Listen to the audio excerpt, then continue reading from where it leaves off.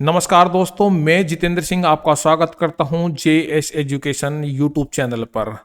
आज हम चर्चा करेंगे आधुनिक काल की शिक्षा व्यवस्था जो स्वतंत्रता से पहले और स्वतंत्रता के बाद किस प्रकार से विकसित हुई। इससे पहले हमने चर्चा की थी गुरुकुल शिक्षा प्रणाली पर, बौद्धकालीन शिक्षा प्रणाली पर, और जो भी हमारा मध्यम कालीन शिक्षा व्यवस्था थी यानी कि मुस्लिम कालीन शिक्षा प्रणाली पर हमने चर्चा की थी। तो इन चीज़ों पर चर्चा होगी। तो सबसे पहले देखते हैं हमारी जो आधुनिक शिक्षा व्यवस्था की नींव पड़ी, वो पड़ी थी जब हमारे देश में अंग्रेज आए थे, यानी कि जिसे बोलते हैं हम उपनिवेशिक युग। सबसे प्राचीन तो आप देखते हैं कि गुरुकुल प्रणाली थी, उसके बाद बौद्ध शिक्षा प्रणाली हुई, उसके बाद आपका जो है मध्यकालीन शिक्षा प्रणाली हुई जो मुगलों के समय में थी। लेकिन जब अंग्रेज शिक्षा का आरंभ हुआ उसे उपनिवेशिक युग के में जो है इसकी शुरुआत हुई थी, जब भारत में अंग्रेज आए थे। ये जो है आपका उपनिवेशिक काल जो है 1936 से और 1957 तक माना गया है। इसके बाद आधुनिक भारत में जो शिक्षा की व्यवस्था हुई उस पर भी हम बात करेंगे। आधुनिक भारत में डिजिटल और सामाजिक मतलब समावेशी शिक्षा पर किस तरीके से विकास की ओर बढ़ रहा है, तो इस पर भी चर्चा होगी। तो अब देखते हैं इस शिक्षा प्रणाली को जो है हमने 3 अध्यायों में हम यहाँ समझने की कोशिश करेंगे। अध्याय 1 जो होगा आपका वो होगा उपनिवेशिक नींव।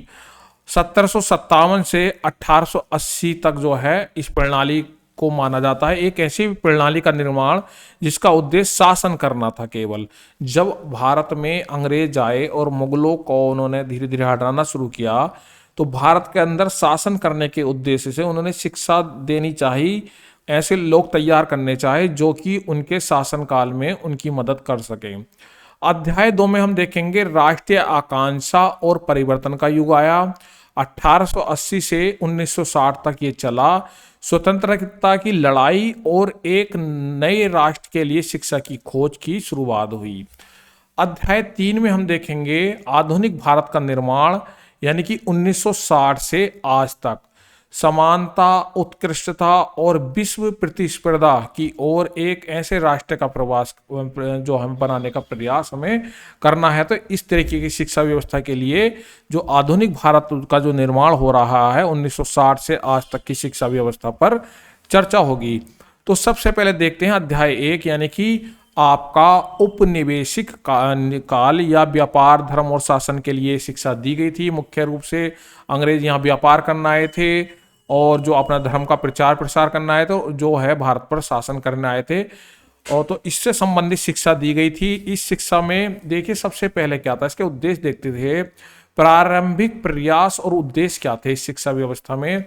यूरोपीय शक्तियों का भारत आने का दोहरा उद्देश्य था, व्यापार करना और ईसाई धर्म का प्रचार प्रसार करना। अपने लक्ष्यों को पूरा करने के लिए उन्होंने शिक्षा को एक शक्तिशाली माध्यम माना।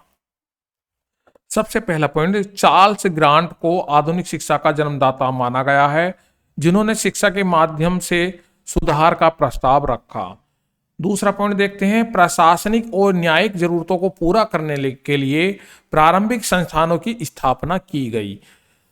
देखिए सबसे पहले इसमें कलकत्ता जो था मदरसा जो था 1780 वारेन हेस्टिंग्स ने बनवाया था, और बनारस सांस्कृतिक कॉलेज जो है 1791 में जो है जोनाथन डंकन के द्वारा जो है इसका निर्माण किया गया, और फोर्ट विलियम कॉलेज 1800 में बना था लॉर्ड बेलेजली के द्वारा।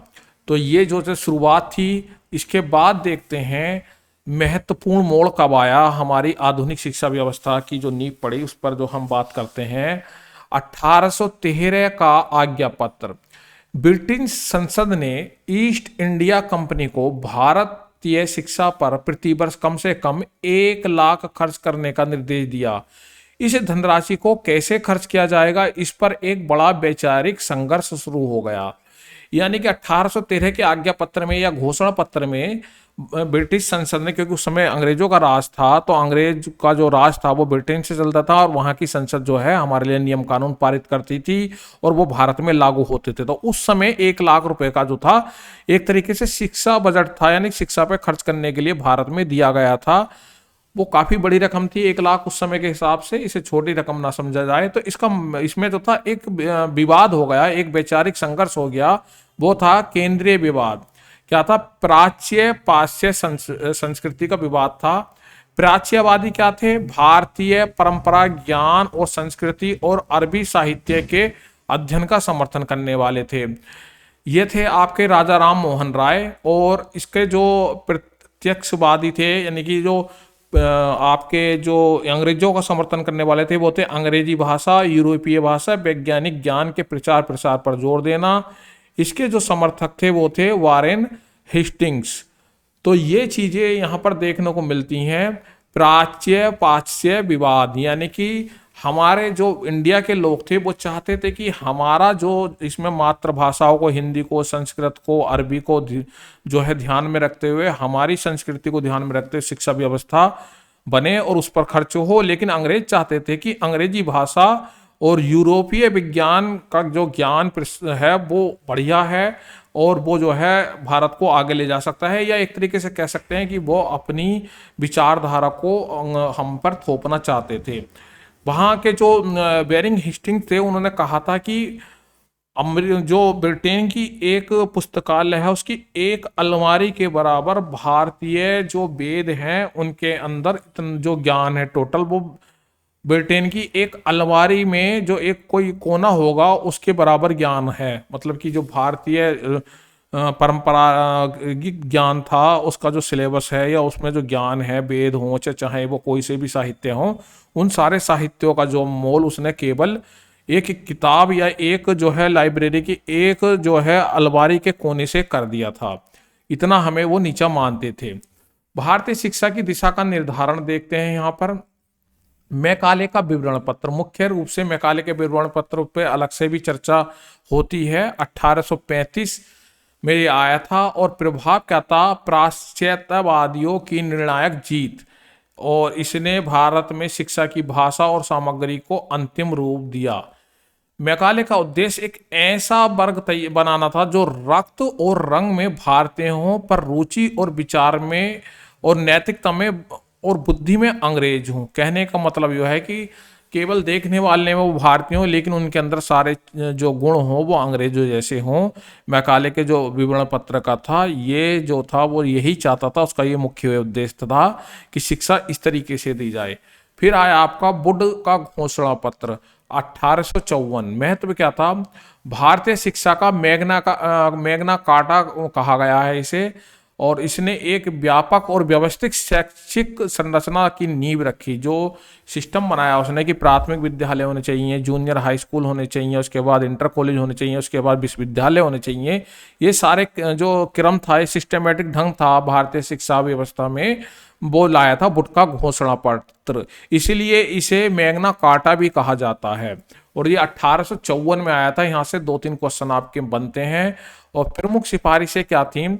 प्राथमिक से विश्वविद्यालय तक एक क्रमबद्ध प्रणाली थी और प्राथमिक स्तर पर स्थानीय भाषाओं और उच्च स्तर पर जो उच्च शिक्षा थी उसमें अंग्रेजी को माध्यम बनाया गया था। और इसके अंतर्गत बॉम्बे, यानी कि बॉम्बे को अब मुंबई बोलते हैं, मद्रास जिसे चेन्नई बोलते हैं, कलकत्ता जिसे कोलकाता बोलते हैं, में विश्वविद्यालयों की स्थापना हुई। यानी कि बॉम्बे, मद्रास और कलकत्ता में विश्वविद्यालयों की भी स्थापना इनके जो है द्वारा की गई। अब आपका जो है आपके जो शिक्षा के विकास में, भारतीय शिक्षा के विकास में आधुनिक शिक्षा का विकास पढ़ रहे हैं हम, तो जो है अध्याय दूसरा शुरू होता है। इसमें राष्ट्रीय आकांक्षा और परिवर्तन को ध्यान में रखते हुए स्वतंत्रता संग्राम और शिक्षा के लिए नए आदर्श जो है हमने रखे। उसके तहत क्या हुआ? व्यवस्था का विस्तार और राष्ट्रवादी प्रतिक्रिया क्या थी? ब्रिटिश आयोग, सबसे पहला आयोग आया आपका हंटर आयोग 1882। प्राथमिक शिक्षा पर ध्यान केंद्रित किया और इसे स्थानीय निकायों को सौंपने का सुझाव दिया गया। प्राथमिक शिक्षा पर प्रथम आयोग भी इसे कहा जाता है। क्वेश्चन आता है आपका, बहुत महत्वपूर्ण क्वेश्चन है कि प्राथमिक शिक्षा का प्रथम आयोग कौन सा था? वो था आपका हंटर आयोग, और कब आया था? 1882 में। और जो ये आपका आता है उसके बाद गोखले विधेयक। गोखले विधेयक 1911 में आया।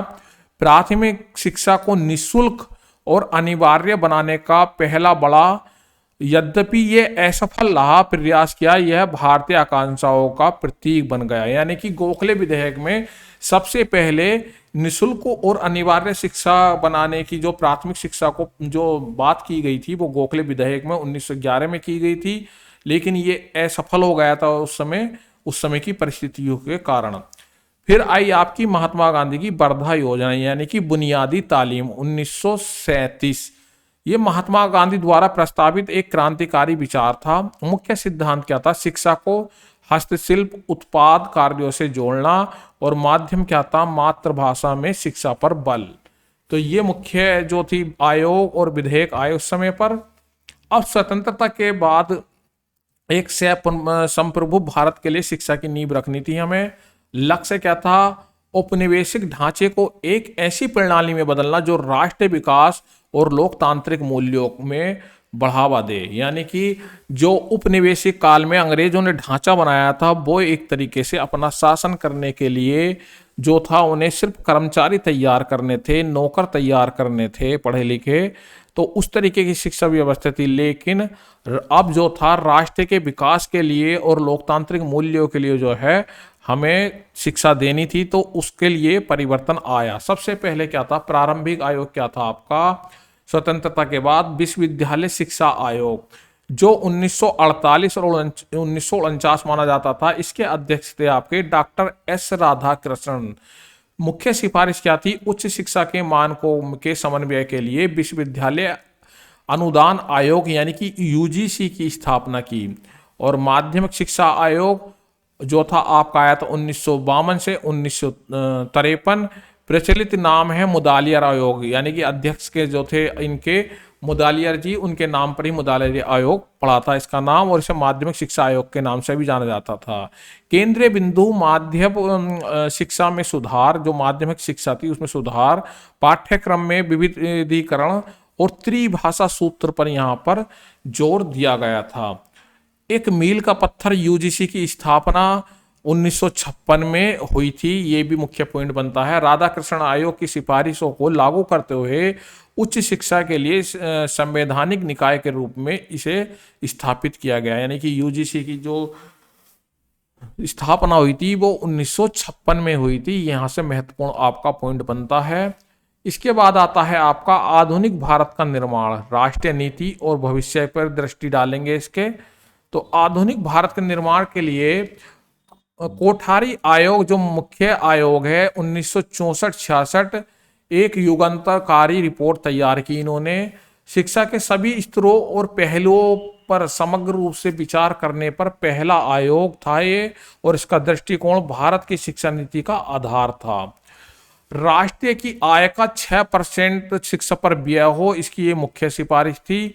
और इसके बाद जो इन्होंने ढांचा दिया था आपको 10+2+3 का ढांचा दिया था, और समान स्कूल प्रणाली यानी कि यहाँ पर जो था सबके लिए जो है शिक्षा उपलब्ध थी। कॉमन स्कूल सिस्टम इन्होंने लागू किया। विज्ञान और गणित को अभिन्न अंग बनाने की बात की गई थी इस आयोग के द्वारा। इसके बाद आपका आता है राष्ट्रीय शिक्षा नीति। नीति के माध्यम से राष्ट्रीय को आकार दिया गया। राष्ट्रीय शिक्षा नीति सबसे पहले देख लेते हैं 1968। कोठारी आयोग की सिफारिशों पर आधारित भारत की पहली राष्ट्रीय शिक्षा नीति। इसने त्रिभाषा सूत्र को लागू करने और शिक्षा के अवसरों को सामान्यकरण से जोड़ दिया गया। और इसके बाद जब राष्ट्रीय शिक्षा नीति आई थी इससे अगली वाली वो थी आपकी 1986। 21वीं सदी की चुनौतियों के लिए देश को तैयार करने पर केंद्रित थी ये। इसमें ऑपरेशन ब्लैक बोर्ड, प्राथमिक शिक्षा वाले विद्यालयों में न्यूनतम आवश्यक और सुविधा सुनिश्चित करने का जो था ये ऑपरेशन था, या ये जो मिशन था। नवोदय विश्वविद्यालय, ग्रामीण क्षेत्रों के प्रतिभाशाली छात्रों के लिए गुणवत्तापूर्ण आवासीय स्कूलों की स्थापना जो है 1986 की शिक्षा नीति के तहत ही हुई थी। संवैधानिक आधार क्या थे? 1976 में शिक्षा को समवर्ती सूची में स्थानांतरित कर दिया गया था, जिससे केंद्र को नीति निर्माण में एक मजबूत भूमिका मिली थी। इसके बाद जो आपका 21वीं सदी और सुधार पर विस्तार यहाँ पर कर लेते हैं। 1993 में जो मुख्य सुधार आया वो आया था इस यशपाल समिति का। यशपाल समिति में जो विषय था इनका बिना बोझ के सीखना, इसके पाठ्यक्रम के भार को कम करने पर ध्यान केंद्रित किया गया, यानी कि बच्चों के जो बोझ था, बच्चों का जो बस्ता था उसे हल्का किया गया और बच्चों के बोझ को यहाँ पर कम किया गया। 2001 में जो मुख्य आपका अभियान चला था वो आया था सर्व शिक्षा अभियान। लक्ष्य था प्रारंभिक शिक्षा के सार्वभौमिकरण के लिए एक महत्वाकांक्षी समयबद्ध कार्यक्रम चलाना। और उसके बाद जो मुख्य पॉइंट है आपका 2009 शिक्षा का अधिकार अधिनियम ऐतिहासिक कदम था, जो 6 से 14 वर्ष की आयु के प्रत्येक बच्चे के लिए शिक्षा को एक मौलिक अधिकार बनाया गया था। इसके तहत इसने गोखले के 1911 के सपने को कानूनी हकीकत में बदल दिया था। जो 1911 में गोखले कमीशन ने कहा था कि सभी बच्चों के लिए फ्री और अनिवार्य शिक्षा होनी चाहिए थी, वो 2009 में आकर शिक्षा के अधिकार अधिनियम के तहत पूरी की गई। तो ये कुछ बिंदु थे। इसके बाद देखते हैं भविष्य की ओर, जो अब भविष्य के लिए नजर में रखते हुए शिक्षा के विकास के लिए एक दृष्टि डाल लेते हैं। संश्लेषण। भारतीय शिक्षा प्रणाली ने उपनिवेशिक शासन के एक उपकरण से राष्ट्रीय आकांक्षा और प्रगति के प्रति एक लंबी यात्रा की है।